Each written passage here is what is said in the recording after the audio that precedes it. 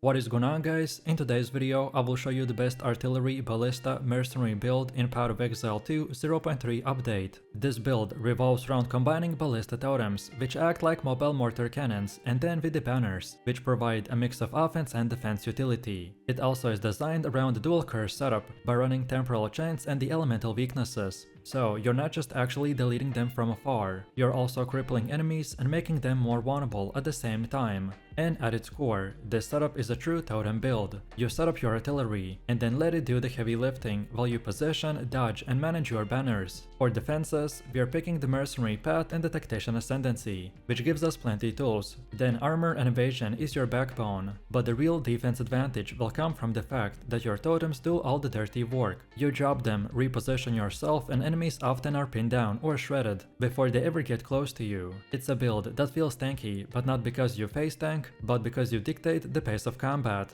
And then on the other hand, for the offensive side, the synergy here is insane. The mortar cannon totems will maintain nearly 100% uptime, especially when paired with a pinning, so you can keep enemies locked down. They're surprisingly durable if you place them correctly, and with the dual curse setup and the extra buffs like the frost bomb, you're getting the highest damage numbers of any traditional crossbow build. The way that we get these insane DPS numbers is because we are going with the Scepter as one of our weapon sets, which makes elemental scaling and curse efficiency stronger than ever.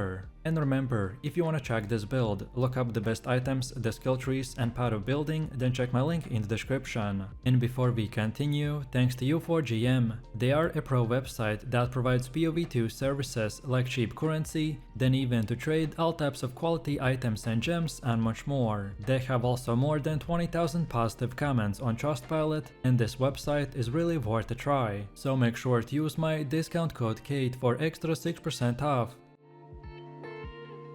So let's take a look at our skill gems. At the center, of course, is the mortar cannon, which is basically your ballista totem artillery. The idea here is simple. Once you drop it, it turns the battlefield into a constant barrage of explosions. The supports we link it to it are all about turning those grenades into bigger, faster, and more reliable bursts. But it doesn't stop here. Sustain and the uptime are just as important, and that's where the R package comes in. The purity of fire and vitality don't look just flashy on paper, but they give you exactly what this kind of setup needs, which is safety against elemental hits and steady stacks of health recovery. Add in the clarity-based effects like the warm-blooded and the herbalism, and suddenly you've got a build that can stand its ground through the longer fights. Then we go to the banners, and this is where the whole build takes on its unique identity. Instead of being a passive side mechanic, the banners are actually active part of our build. The Dread banner will chip away at enemy accuracy, making your evasion and positioning more effective. Then War banner cranks up our offensive intensity by giving you a burst of momentum when you need to melt priority targets. And Defiance banners will tie everything together by stacking on armor and evasion, so you can always feel like you're fighting from a fortified ground. Then next we have the Wind Dancer, which is your mobility tool, and with the right supports it doubles as a soft crowd controller setup by pinning and blinding enemies while you reposition. And finally, Mirage Archer is like having an autonomous soldier in the background, constantly shooting enemies with explosives, even when you're busy activating the totems and the banners. And one important mechanic to keep in mind, we are running the Gem Enthusiastic Keystone. This means you need at least 10 red and green support gems in your setup to unlock its scaling. If you miss this requirement, then you will lose a massive chunk of the build's potential, so make sure every socket counts, even if it's just filling gaps with the offhand skills or auto attack links.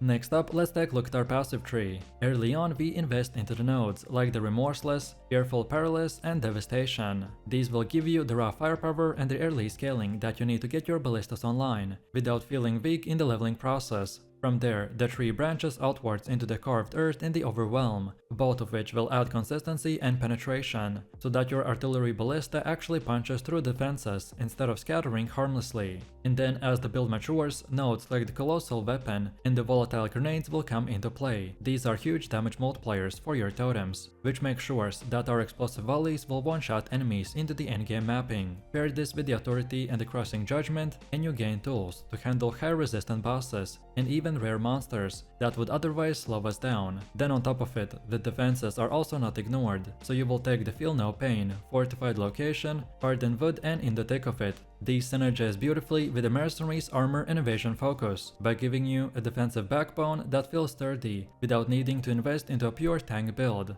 Then for quality of life, Nodes like the bannerman and the momentum are essential, which will supercharge your banner's mechanics and letting them flow naturally into the artillery gameplay. And finally, for the clear speed, you can't overlook repeating explosives, grenadier and artillery strike, which will push our screen coverage to massive amounts of levels. Moving on to the Ascendancy, the Mercenary with the Tactician is the perfect match for this build. First off, we have Suppressing Fire, which softens enemies before they even reach your totems, which will ensure damage output stays consistent, while also layering on defenses. Then second, you take right where we want them, which enhances your ability to pin enemies down and leverage your mortar totems in a safe and controlled environment. Then third, a solid plan rounds out your sustain and adds flexibility for both mapping and bossing fights. It's the kind of node that doesn't just feel good on paper, it actually feels great in the gameplay. And finally, whoever pays best will add a cherry on top, giving you versatile offensive bonuses that adapt well to the scaling into the pinnacle boss fights. This 4-point Ascendancy pad not only supercharges your totems but also elevates your defensive playstyle by creating the smooth and rewarding gameplay. Then next for the Atlas tree, this build thrives in the dense and loot heavy environments, so we lean heavily into the mechanics that maximize the monster count and guarantee their value. In the center of our tree, we want to grab the notables for the essences, strongboxes, harvest and delirium.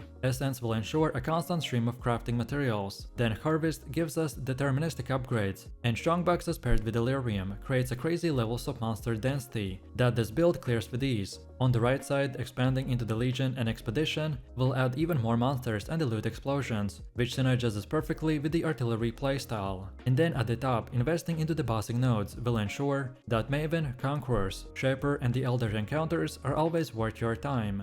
The key is clustering around the synergies instead of spreading too thin. For example, the Essence plus the strongboxes guarantee consistent profits, Harvest lets you craft deterministically, while Delirium simply boosts the raw density in your maps. Next, let's move into the gear, because this is where your artillery build really comes alive. Your first weapon set is about utility and sustain. Something like the Life Spring or any wand with a fast cast speed will work, but ultimately you want to run a Shrine Scepter. You want to look for increased spirit, ideally plus 55, plus a solid chunk of intelligence, 30 or more, to enable that high level Frost Bomb. Then you want to craft the perfect Essence of Command, because our magnitudes scale beautifully with the banners, which makes them much stronger. Then Purity of Fire should be leveled as high as you can get it, and get its quality to 20% for the extra fire resistance. And then our second weapon set is where the real damage happens. A siege crossbow with the highest physical roll is possible is your dream. Best in slot would be +1 to ballista skills or increased grenade damage, paired with the attack speed and additional levels to attack skills. This is the slot that you eventually want to invest into the most into. For armor, look for hybrid bases with both armor and evasion. Zealot gauntlets, death mail or the dastard armor and the fortress sabotons all will fit this build. You want to prioritize life, resistances and physical damage to attacks, and always quality these pieces up to squeeze out the extra defenses. Then for accessories, follow a simple logic, constricting command for better banner uptime, a breach ring or the gold ring with the added physical or elemental damage, intelligence, life and resistances. Then the OG's damning is mandatory for the extra curse slot. And finally for the belt, you should get a utility or rawhide belt with armor, strength, life and resistances. And now finally, let's see how to actually play this build. The rotation is straightforward once you get used to it, so start by dropping the mortar cannon totems. Once they're firing, you can cast the Frost Bomb, which automatically swaps to your weapon set 1. Then place your banners, War Banner, Defiance Banner and the Dread Banner, which will establish your fortified zone. From there, cast the Mana Tempest if your mana drops too low, and then repeat the mortar placement. As soon as they're fired, they're volleys. In normal mapping, it's even easier, just keep dropping mortars 24/7, while your banners and the curses maintain control of the battlefield. The totems will handle the killing, so you can handle the positioning. And then for pinnacle bosses, make sure to swap Short Fuse 1 for Short Fuse 2, which will keep the curses active and maintain the Frost Bomb uptime. Overall, the synergy between the curses, banners and your artillery totems will melt even the toughest enemies in split seconds.